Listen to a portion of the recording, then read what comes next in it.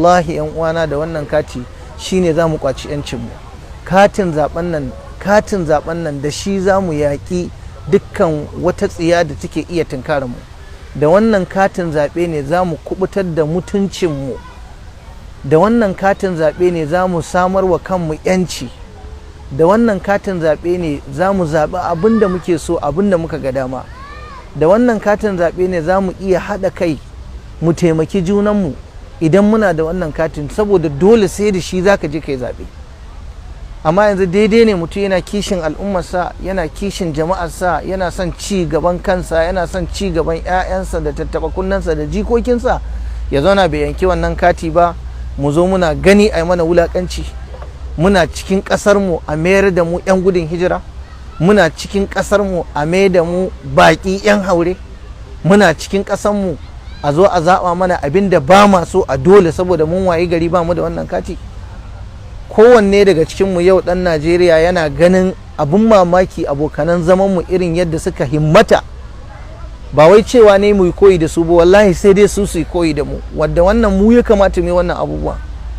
Amma ku duba, mutum zai shiga coci a ce ba zai shiga ba sai ya ba da katin zaɓe, saboda su suna ganin wannan yana da muhimmanci a wurinsu kuma suna da manufa. Mutum zai je makaranta, kaga malamin makaranta yana cewa ɗalibansa duk wanda zai zo ya shiga aji ba shi da wannan ba za a bar shi shiga ba, duk da ya saba wa ka'ida, ya saba wa doka, amma su sun yadda su lazumta wa mutanensu su nemi wannan kati don su samar wa kansu yanci. Yanzu ɗan arewa kukan da kake yi har yanzu baka farka ba. Yanzu mu musulmi kukan da muke har yanzu ba mu farka ba, ba mu san yaya za mu nemar wa kanmu yanci ba. Ana ta cewa a zaɓuwa ne, kada a zaɓuwa ne, a zaɓuwa ne, kada a zaɓuwa ne, ana ta comment a ce wannan, a ce wannan. To sai mutum ya gama ma comment da surutunsa ma bai da makatin zaɓen gabaki ɗaya. Mutum ya zo ya wayi gari gashi yana kallo wa ya kamata ya zaɓa, amma abin mamaki subhanallah al'azim ba shi da abin da ma zai zo ya zaɓa. So wallahi yan uwana wannan kuskure ne, ya kamata mu himmatu kwarai da gaske. In ba haka ba wallahi tallahi za mu zo mu yi da na sani.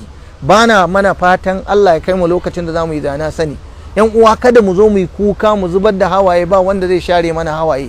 Da haka muna kira ga yan uwa a dukkan Najeriya ga baki ɗayanta, a faɗinta, duk inda muke, mu yi cincirundo, mu je mu matsanta, mu yi asubanci, mu yi sammako, in ta kama mu kwana a layin karɓan katin zaɓen nan don neman yanci.